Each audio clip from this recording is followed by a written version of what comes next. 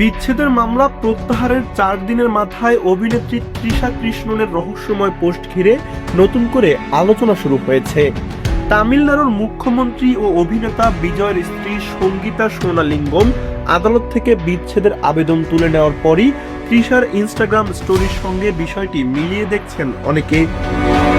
তৃষা সরাসরি কারো নাম উল্লেখ না করে লিখেছেন, এই বয়সে এসব নাটক দেখা সত্যি লজ্জাজনক। যান, কিছু টাকা আয় করুন এবং শান্তিতে থাকুন।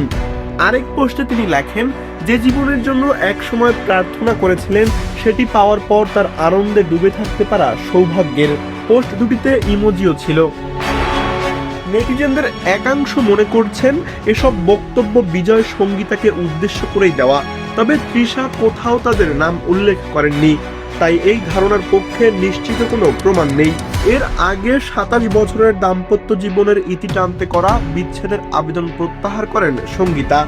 ভিডিও কনফারেন্সে আদালতে উপস্থিত হয়ে তিনি জানান, মামলা আর এগিয়ে নিতে চান না, তবে কেন আবেদন প্রত্যাহার করলেন তা প্রকাশ্যে জানাননি।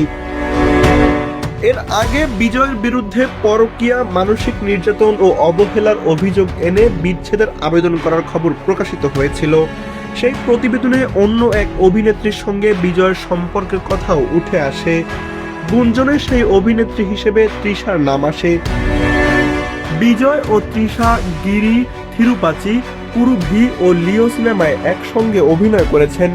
দীর্ঘদিন ধরে তাদের সম্পর্ক নিয়ে আলোচনা থাকলেও কেউ তা স্বীকার করেননি। সব মিলিয়ে তৃষার পোস্ট ও বিজয় সঙ্গীতার ঘটনাকে ঘিরে জল্পনা বাড়লেও এখন পর্যন্ত নিশ্চিতভাবে কিছু বলা যাচ্ছে না।